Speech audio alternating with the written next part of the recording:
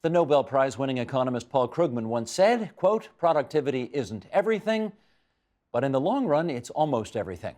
And increasingly, several Canadian economists have also raised concerns about what Canada's lagging productivity levels mean for our overall economic well-being. Are the leaders talking about this during campaign 2015? Barely. So we will hear. In the nation's capital, here's Don Drummond, the Stauffer Dunning Fellow at Queen's University School of Policy Studies, and Andrew Sharp, Executive Director of the Centre for the Study of Living Standards. And with us here in studio, Glenn Hodgson, Senior Vice President, Chief Economist with the Conference Board of Canada. And it's good to welcome Don and Andrew back to our program in the nation's capital. Glenn, lovely to have you here as well. I want to share some numbers. These are your numbers, Glenn, so you will be well aware of them.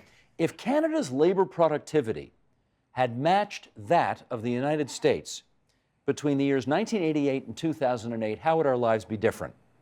Well, here's how. Real GDP per capita in the country would have been $8,500 higher. Personal disposable income would have been $7,500 higher. Corporate profits would have been 40% higher. Federal government revenues would have been up by a third almost. Conference Board numbers.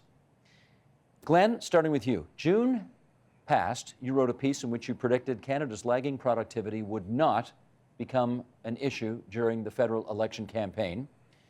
Campaign's almost over. Were you right? Yeah, I'm afraid so. I do economic forecasting for a living, Steve, and frankly that was a fairly easy call because it's a really hard concept to explain to voters, even in the best of times, and an election is probably not the best of times, to try and sell a vague concept like productivity. Well, here's a couple of the mentions. We'll share these as well. The New Democrats in their platform mention productivity thus: "Our substantial investments in infrastructure, childcare, and healthcare will boost economic growth and productivity over the medium run." The Liberals have one mention: "Stephen Harper's failure to invest has led to worsening traffic congestion, making it harder for families to spend time together. This gridlock also costs our economy billions of dollars in lost productivity each year." The Conservatives' platform. The word productivity does not appear in the Conservative Party platform. Don, it doesn't appear as if any of the three main parties are taking much of an interest in this issue of productivity, despite the numbers we just showed. And I wonder if you have any theories as to why that is.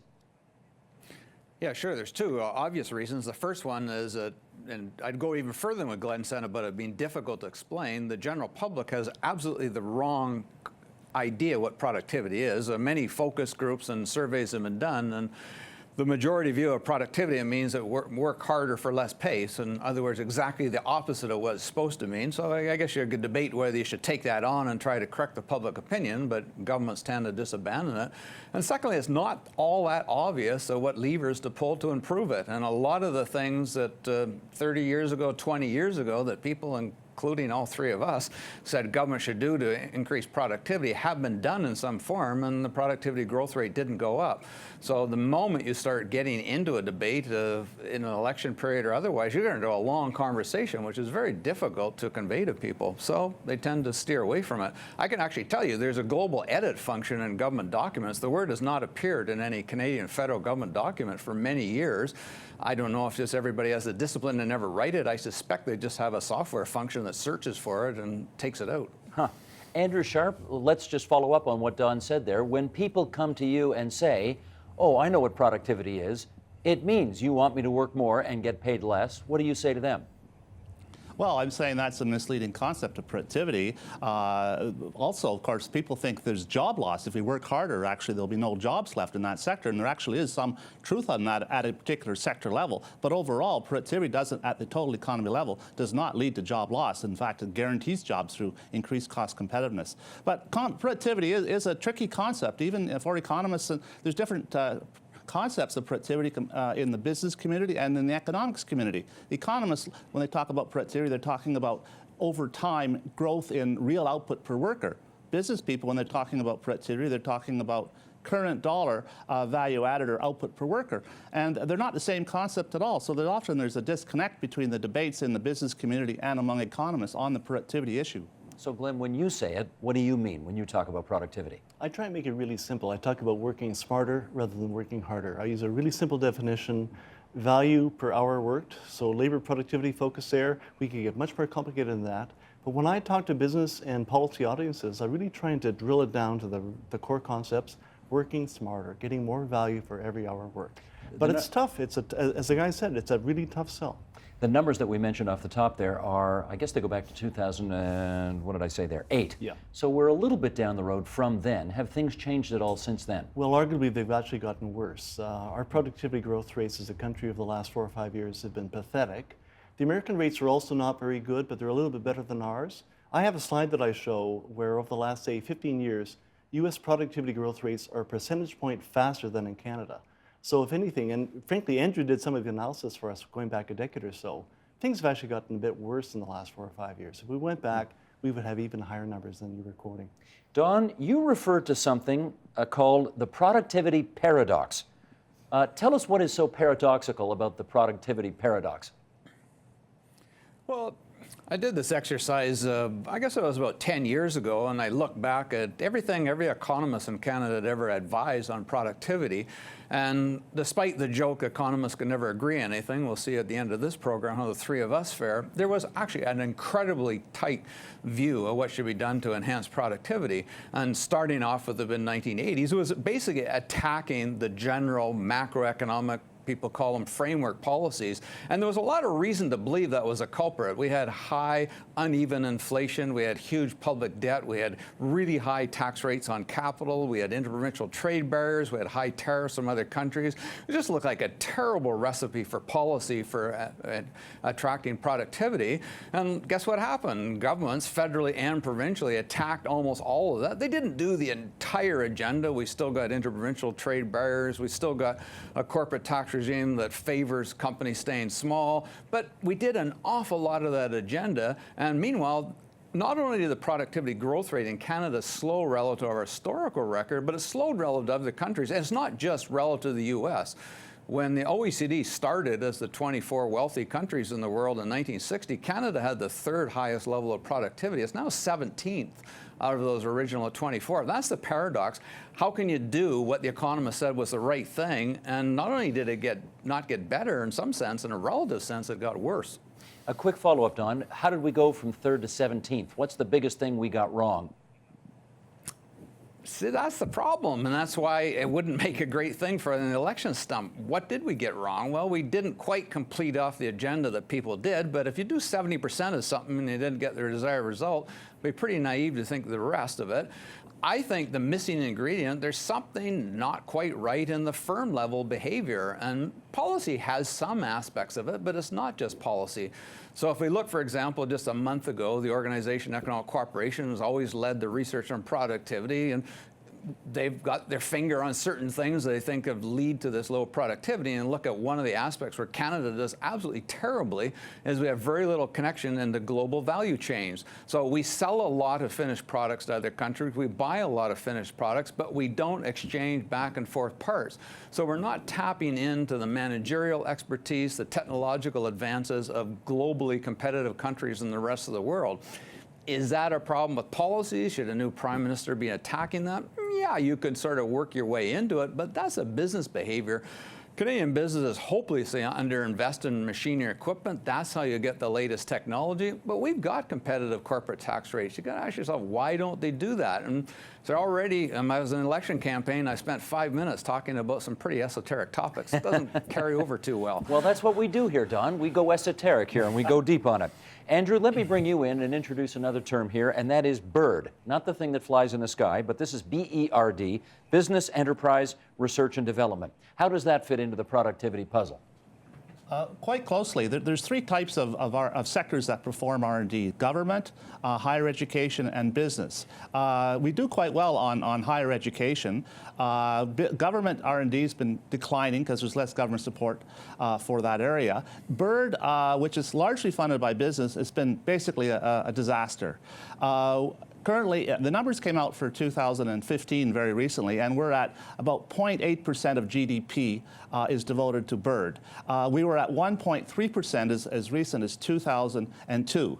So there's just been a massive decline in bird. And it's particularly paradoxical when you compare us with the performance of our twin, basically Australia, which is very similar to Canada in many ways. It's had the opposite trend. It's now at 1.2% of GDP devoted to bird, which is 50% higher than Canada. But back in 1981, we were double there. They had 0.2, we had 0.4. So for a variety of reasons, the Australians have done very, very well in stimulating bird, whereas in Canada, we've had a major decline, which is partly linked to the fate of some of our major corporations like Nortel. That was a major contributor to bird in the 1990s and early 2000s, and then we lost that, unfortunately. So since bird is closely related to business sector productivity, our failure in that area is a contributor to our weak productivity performance.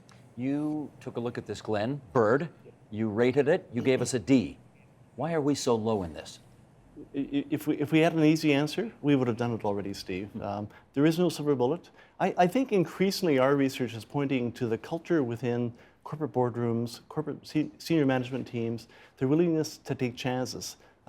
We have a piece of evidence today. We're sitting on $500 billion cash in corporate balance sheets right now, waiting for something to come along. So-called dead money. Yeah, and dead money. And this is after all the tax cuts that we've tried to create right incentives for business. So it really goes down to almost the willingness of corporate leaders in Canada to take a chance, to go out there, invest in new ideas, ensure that we don't operate within kind of a protected economy back home.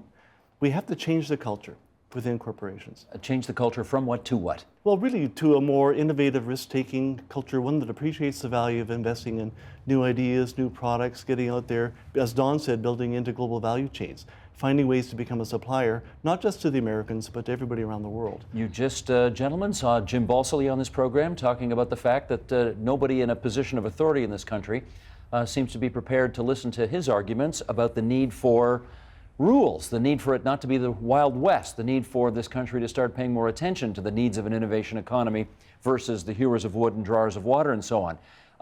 Don, would you agree with him that nobody's listening to that message? Yeah, I do. There's no coordinated strategy, but I think we put too much emphasis on research and development and innovation. There actually are some advantages to being 17th as opposed to being first in something. If we are imagining we were 100-meter racers, it's really difficult to be first and stay first. Everybody's after you. You've got to do extraordinary things. You have to reinvent yourself all the time to stay first. It's not that hard when you're 17th. You just got to copy what the people in front of you are doing. So yeah, we got this shortage, this dearth of research and development, but why aren't we buying the state of art of technologies in the rest of the world? That would get us above. Stuff exists out there that we don't use in Canada. And as you ask IBM if they sell a piece of software or computer in Canada and the United States, we don't use it as efficiently as the United States. This doesn't take some great big new lab to figure that out. This just takes doing what somebody else does. If you buy a piece of machine or equipment, and it'll almost always be bought outside Canada because we don't make that much of it, it comes embedded with that technology.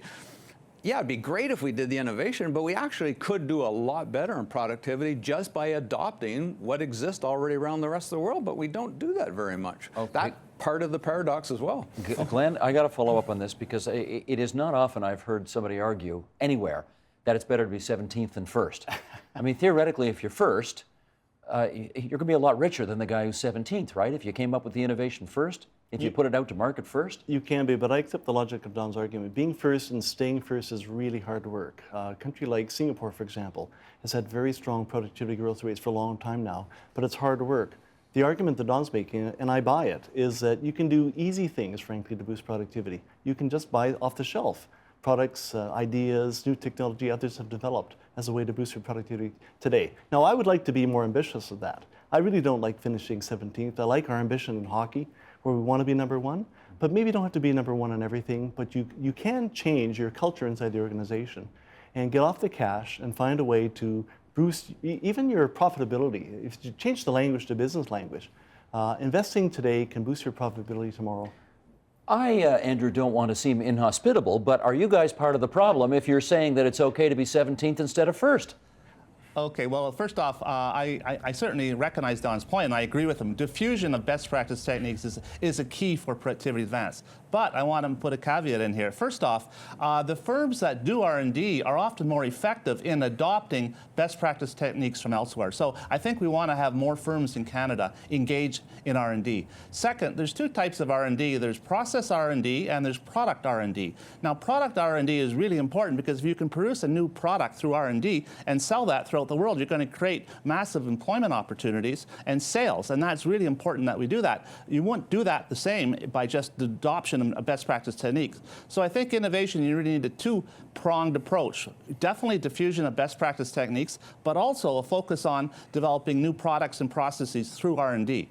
We seem, Don, I want to go back to that bird example for a second. You mentioned that higher education was part of the, or I guess Andrew mentioned it, but higher education is part of that bird acronym.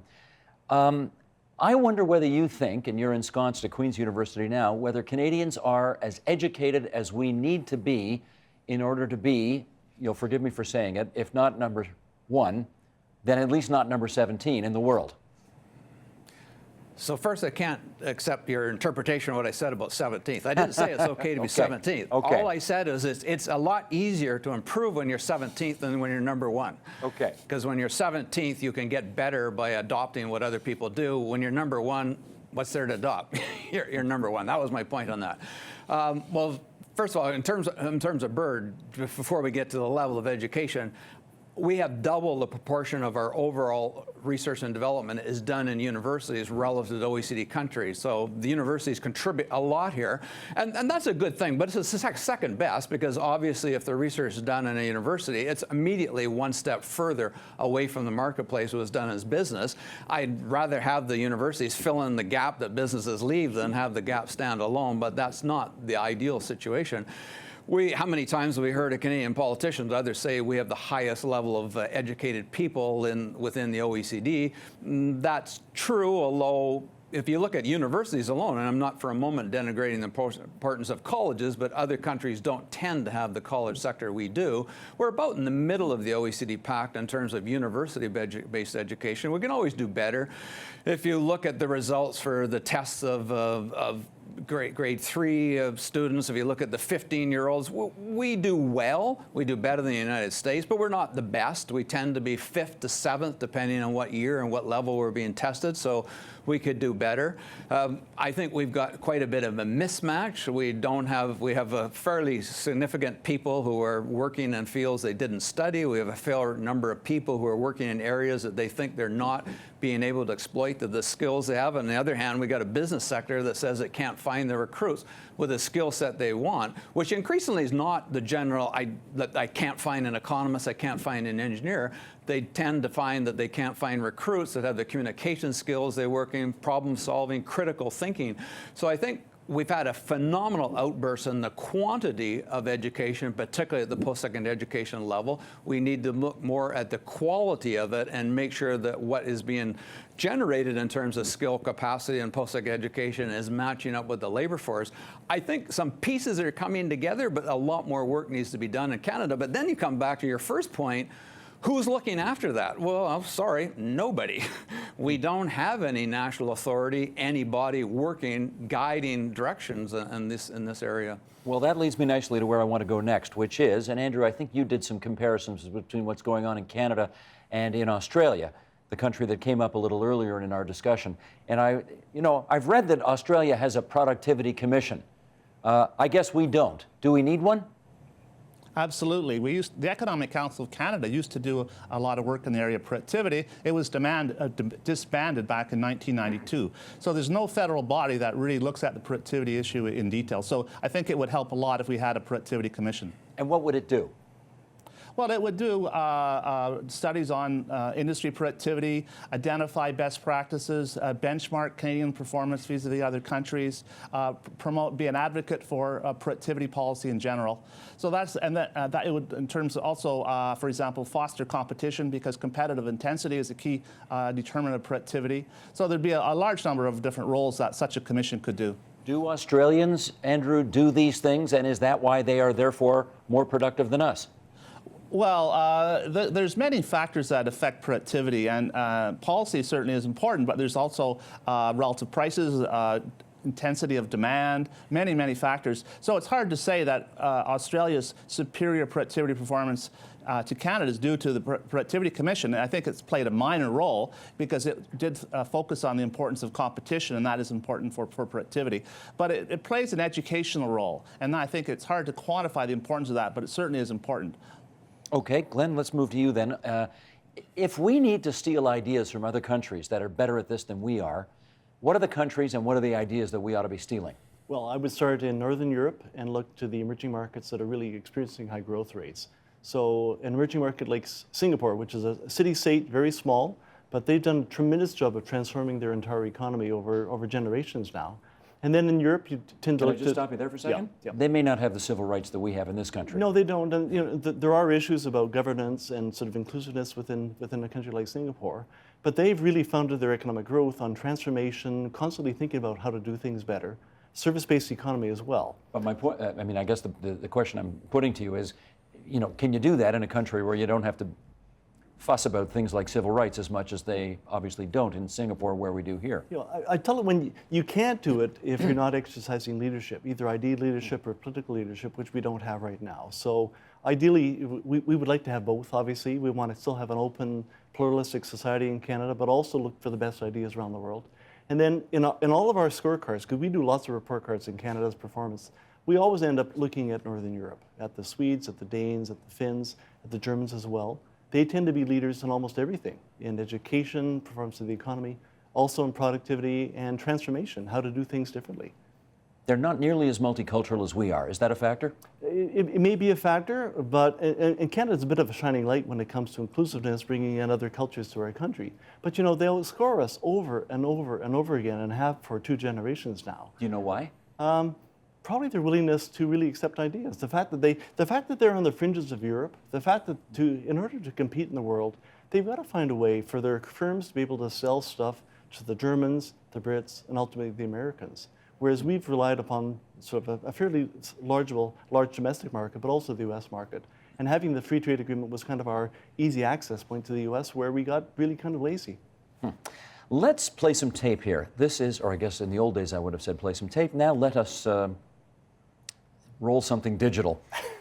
Economist Mariana Mazzucato, who we've had on this program a few times from the University of Sussex, speaking about innovation and productivity.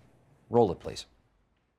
So politicians need to engage in a completely different way with business. We need a proper business forum, and I would urge whoever wins to immediately, the second day that they're in office, to actually set up a forum with those businesses, those few businesses, because there's not that many, that actually want to be engaging alongside government investments on these big new societal and technological challenges. It's infrastructure, it's human capital formation, it's research, it's new, supporting businesses that want to be investing in very high-risk technologies. So providing that kind of patient, long-term committed finance that these businesses need, because don't forget, venture capitalists are all exit-driven, want their returns in 3 or 5 years. That's fine to go from one gadget to the next, but you really need that patient public finance that is willing to wait 15 to 20 years.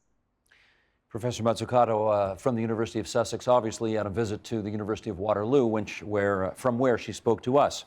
Don Drummond, let me ask you about the timeline she put on at the end there. Everybody wants success immediately. They want to invest, they want to innovate, and then they want immediate success. Are there governments in this world that are prepared to make the investments that are required for us to get more productive, but then wait 15 to 20 years for the payoff? Seems to me that those kinds of governments are few and far between. What do you see? Well, if I first just make a comment on the clip, or the digital, as you would say, I actually don't accept the premise of that. So I don't like that idea of the government's working with a small number of firms. I mean, let's divide the universe of firms into 3 different categories. We got companies that are the global frontier of technology and productivity. We got national leaders, and then we got those that are well below their own national level. Our problem in Canada, as in most of the country, is not the companies that are at the global frontier, not even the companies that are the national. It's this puzzle of all the companies that are doing way worse than others in Canada that don't kind of copy what somebody else is doing. What's the point of just getting together with the ones that are already the leaders? Yeah, they could do better, but it's not filtering down. So it's a much more complicated, it has to be a much more inclusive level than that. So let's look at some of the leaders. Of course, we're born to compare ourselves to the United States, and we look at all the industries that have taken off there. First of all, a lot of those were taken off as side effects of the defense industry. We don't have a big defense industry. We don't have the procurement. Really hard to compare that we're going to do that. We don't have, everything else is 10 to 1, the United States versus Canada. They got way more than 10 to 1 really wealthy people that are willing to be patient investors in different things. That creates a problem as well. I still don't think that that means that we can't do better, but it's getting back into those other companies that are just not even at the national level of productivity. But I think it really cuts to a really neat philosophical debate. So the attitude has been in the OECD countries and Canada the last 30 years, build a competitive level playing field and productivity will come. Well, we kind of did build a competitive level playing field and productivity didn't come. So do you continue down that path? I think that's kind of naive, or do you go in a different direction? Let's take an example. You write a free trade agreement, you sit down and say life is great, now companies are going to take advantage of that. Well, they're not. So maybe there's something missing. Why is only 4% of the revenue in small and medium-sized companies in Canada come from exporting to emerging economies? Even where we do have a trade agreement, maybe they don't know how to interact with that. Maybe they can't figure out the really complicated rules for sources of origin. Maybe there actually needs to be a more activist, interventionist government role. I know that scares people, that thing, governments can't pick winners, but losers can sure pick their government. Yeah, that tends to be the record. But when you've got a problem, you've had a problem for a long time, going back to the 1970s, you got to start thinking different things and maybe trying some different things. And maybe there's a completely different type of approach that's needed on public policy. Andrew, do you have any idea what that different public approach might look like?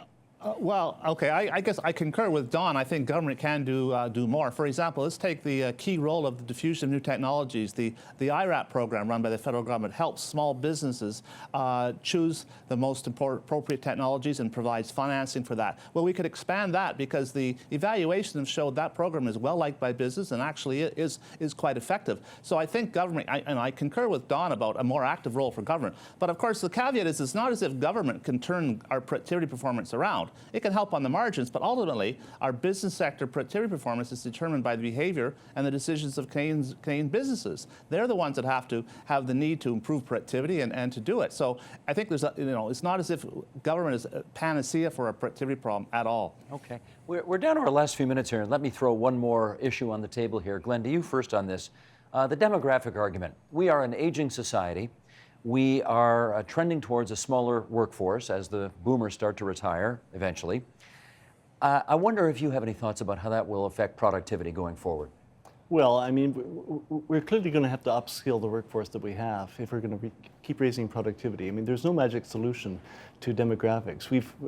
Various places have tried to have incent more kids, and it really hasn't worked. So we import people into Canada to fill the holes.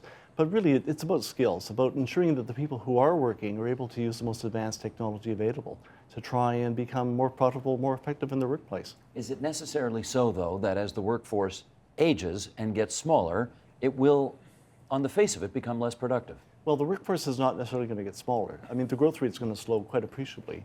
No, it doesn't follow at all. I mean, you can always find ways to be more clever, more innovative, get more value out of every hour worked. So it doesn't follow at all that slower workforce growth translates into bad productivity performance. I don't mean to be a smart aleck in asking this question, but how old are you right now? I turned 60 this year, Steve. Are you kidding me? Oh, I got good genes. You sure do. You look great. Are you going to be as productive when you're 70, do you think? I'm already not as productive in terms of my overall activity, but I would argue that for every hour worked, I'm actually at my highest point right now. I probably don't go any higher.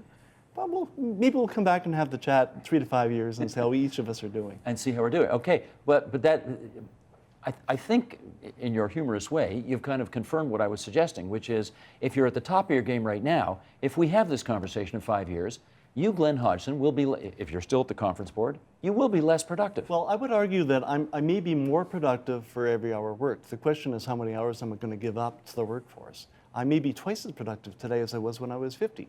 It's incredible. You know, you turn 60, Steve, and you can write very quickly. The things that would take you weeks, you can write in minutes now. But I may not be willing to sell 40 to 50 hours of labor into the workforce in 5 years' time. Gotcha. Okay. Don Drummond, with a couple of minutes left, where are you on this issue of how demographics fit into the productivity question? I don't think the demographic itself will raise or slow our productivity, but it does increase the importance of raising productivity. Our big problem is the number of hours worked in the Canadian economy is going to go up about 0.5% over the next 10 to 20 years, but the population is going to go up about 1%. So you've got one growth track on healthcare expenditures and other needs for public services, but the hours of works is going to limit the tax side. So you've got a resource constraint coming up. You could solve that just like that if you could get productivity growth from a 1% path up to 1.5%, but you know, we've been trying to do that for 30 years, but it just shows you the importance of doing that.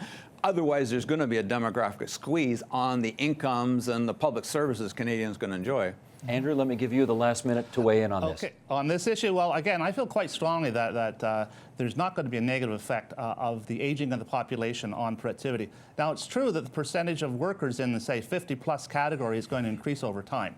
And those workers basically may be less willing to adopt new technologies, but they have greater maturity, more experience, and that is offsetting, let's say, they're less finesse with technology. In fact, there was an interesting study done in Germany of workers on an assembly line comparing a group of 20-year-olds against a group of 50-year-olds, and it found no effect at all on the overall productivity. The 20-year-olds were not more productive than the 50-year-olds. So I don't think that the aging of the workforce is going to have any major negative effect at all on our overall productivity performance. There's much more important factors at play.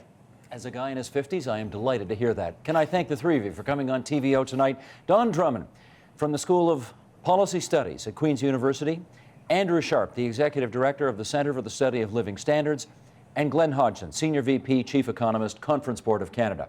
Thanks so much, gents. You're welcome. Thank Bye. you. Help TVO create a better world through the power of learning. Visit supporttvo.org and make a tax-deductible donation today.